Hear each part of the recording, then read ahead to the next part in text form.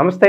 ఈరోజు మన స్టూడియోలో ప్రముఖ ఆధ్యాత్మికవేత్త జ్యోతిష్య పండితులు జయేష్ శర్మ గారు మనతో ఉన్నారు. ఏప్రిల్ మాసంలో కర్కాటక రాశి వారికి ఎలాంటి ఫలితాలు ఉండబోతున్నాయో గురుగారు మాటలోనే తెలుసుకుందాం. నమస్కారం గురుగారు. నమస్కారం గురుగారు, ఏప్రిల్ మాసంలో కర్కాటక రాశి వారి పరిస్థితి ఎలా ఉండబోతుంది గురుగారు?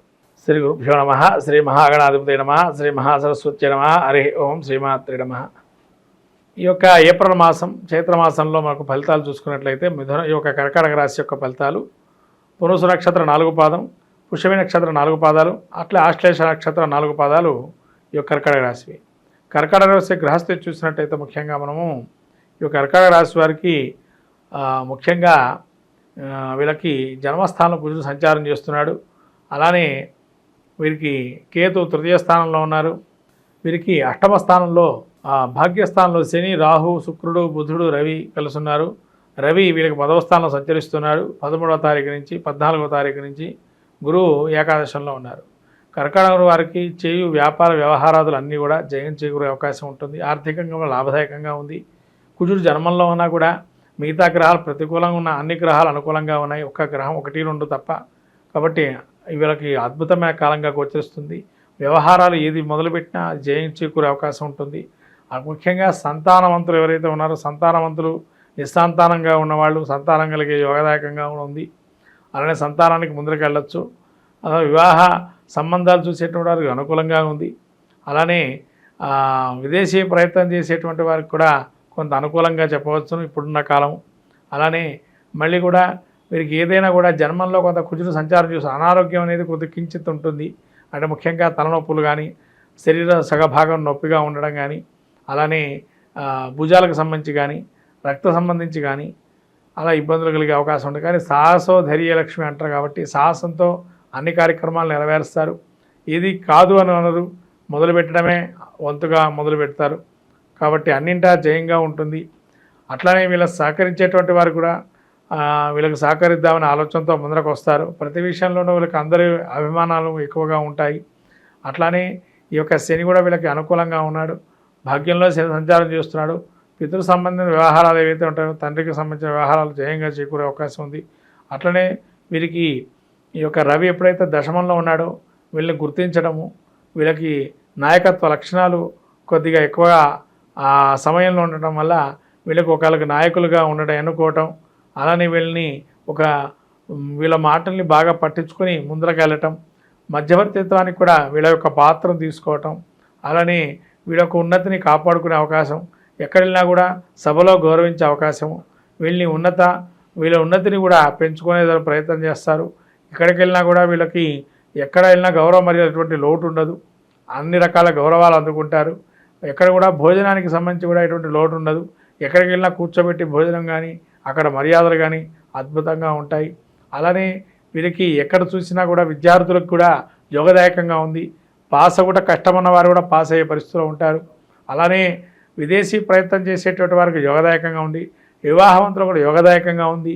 సంతానవంతులు కూడా ముఖ్యంగా సంతానవంతులు యోగదాయకంగా చెప్పవచ్చు. అంటే సంతానం ఇప్పటివరకు ఎవరైతే లేదు అనుకుంటున్నారో వాళ్ళ సంతానం కోసం ఇప్పటి నుంచి ప్రయత్నం మొదలు పెడితే ఖచ్చితంగా సంతానం కలిగే అవకాశం ఎక్కువగా ఉంది. ఈ విధంగా కర్కాటక రాశి వారికి అన్నింటా జయంగా గోచరిస్తుంది చైత్రమాసం. వీళ్ళకి ఈ అన్ని రకాలు కూడా యోగదాయకమైనటువంటి పీరియడ్గా ఈ నెలంతా కూడా గోచరిస్తుంది. కాబట్టి అన్ని విషయాలు కూడా చాలా బాగున్నాయి, అద్భుతంగా ఉన్నాయి గురుగారు. అలాగే ఈ కోర్టు వ్యవహారాలు కావచ్చు, పోలీస్ స్టేషన్ చుట్టూ తిరుగుతూ ఉంటారు చాలామంది. మరి అటువంటి వారికి ఏమన్నా మంచి ఫలితాలు ఉండబోతుంది? కోర్టు వ్యవహారాలు కూడా అనుకూలంగా ఉంటాయి నాన్న. ఎందుకంటే జన్మంలో కుజుడు ఉన్నాడు. వీళ్ళు ఎంత అవినీతి అక్రమాలు చేసినా లేదా న్యాయంగా ధర్మంగా మాట్లాడినా వీళ్ళకి ఆ మాట ధోరణి ఏదైతే సాహసంగా మాట్లాడతారో అది చూస్తారు జనాలు. అది వీళ్ళకి కావాల్సింది. వాళ్ళు ఏం చేశారన్నది ఇక్కడ సంబంధం కాదు. వీళ్ళు మాట్లాడేది గట్టిగా ఎక్కడైతే మాట్లాడతారో దాన్ని చూడంగానే వీళ్ళు కరెక్ట్ అనే ఆలోచనతో అందులో కూడా జయాలు జరిగే అవకాశం ఉంటుంది. అంటే కోర్టు వ్యవహారాలు కూడా జయాలు వచ్చే అవకాశం ఉంటాయి. నిరుద్యోగుల పరిస్థితి ఏంటంటారు గురుగారు? నిరుద్యోగులు కూడా కించిత్ చిన్న ఉద్యోగాలు వచ్చే అవకాశం ఉంటే తీసుకొని అందిపుచ్చుకోవడం మంచిది. అట్లా అని చెప్పి చిన్న ఉద్యోగాన్ని పక్కన పడేయకూడదు. చిన్న ఉద్యోగం వచ్చా చేసుకోవటం అనేది వాళ్ళకి మంచిది రాబోయే కాలంలో. ఇక సినీ రాజకీయ ప్రముఖులకి అవకాశాల పరంగా ఎలా ఉండబోతుంది గురుగారు? వీళ్ళని కొద్దిగా ట్రెండింగ్ చేసే అవకాశం ఉంటుంది. అంటే ఎట్లా అంటే కొంతమందిని అవినీతి అనుకోవడమో లేదా అక్రమ సంబంధం అనుకోవడం లేదా అవినీతికి పాల్పడ్డారని నేరారోపణ చేయటమనో అక్కడ ఏముండదు. ఇప్పుడు కొంతమంది ఫ్రాంక్ వీడియోస్ చేస్తూ ఉంటారు. అలా కొంత ఫ్రాంక్ వీడియోస్ చేసో మీడియా రంగం ఉన్నటువంటి వారు కానీ అలా ఏంటంటే ఉన్నది లేనట్టు లేదని ఉన్నట్టుగా చూపించడంతో వీళ్ళు పైకి వచ్చే అవకాశం ఉంటుంది. కాబట్టి ఈ నెలంతా కూడా మాయ అనేది కమ్ముకునే అవకాశం ఎక్కువగా ఉండడం వల్ల వీళ్ళు అన్నింటా జయాన్ని చేకూరే అవకాశం ఎక్కువగా ఉంటుంది. ఒక మాయ అనేది జరుగుతూ ఉంటుంది. ఆ మాయ వల్లే జయిస్తారు. ఇక ఇంకా మెరుగైన ఫలితాలు పొందడానికి గురుగారు ఏదైనా మంచి రెమెడీస్ ఉంటే తెలియజేయండి వీళ్ళ కోసం. వీళ్ళకి ఇంకా మంచి రెమెడీస్ అంటే నేను నిలబెట్టుకోవాలా అనేది అంటే విష్ణు సహస్రనామ పారాయణం చేయటం వల్ల శాంతితో పాటు స్థితిని కూడా పెంచుకునే ప్రయత్నం చేస్తారు. విష్ణు సహస్రనామం చాలా మంచి దోహదం చేస్తుంది. విష్ణు సహస్రనామం చేయటం, అలానే విష్ణుమూర్తి గుడికెళ్ళి సందర్శించుకోవటం, రాబోయే రామ కళ్యాణంలో పార్టిసిపేషన్ చేయటం లాంటివి చేస్తే మంచి ఫలితాలు వస్తాయి. ఈ యొక్క ఏప్రిల్ మాసంలో మనకు ముఖ్యంగా చైత్రంలో ముఖ్యంగా చెప్పాల్సినటువంటి శ్రీరామనవమి అందరికీ కూడా చెప్పదగిన విషయం. అట్లానే వసంత నవరాత్రులు, అలానే మహావీర జయంతి, హనుమత విజయోత్సవము, సంకష్టహర చతుర్థి, మత్స్య జయంతి, ఇలా అనేక రకాలైనటువంటి మళ్ళీ తమిళ సాంప్రదాయ విశ్వత్ పుణ్యకాలము, ఇలా అనేక అనంగ త్రయోదశి, రకరకాలైనటువంటి పుణ్యమైనటువంటి మాసంలో మనకు చాలా అలానే మనకు చివరి వారాంతంలో ఏప్రిల్ వారాంతం అక్షతృతీయ 30వ తారీఖు అయింది, ఏప్రిల్ 30.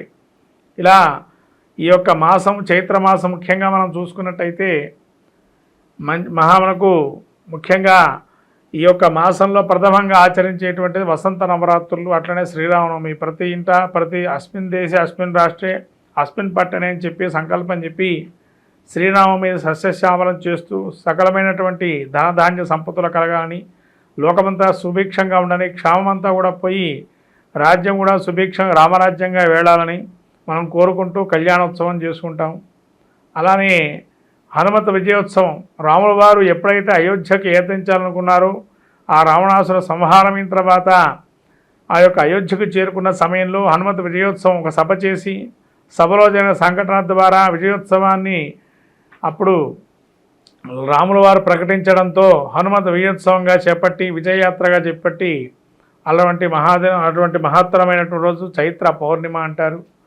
అలా చైత్ర పౌర్ణిమ అని కూడా ఈ రకమైనటువంటి శుభకార్యాలని కూడా చైత్ర మాసం నుంచి మనం ప్రారంభం చేస్తుంటాం ఇవాళ శుభ కార్యక్రమాలు.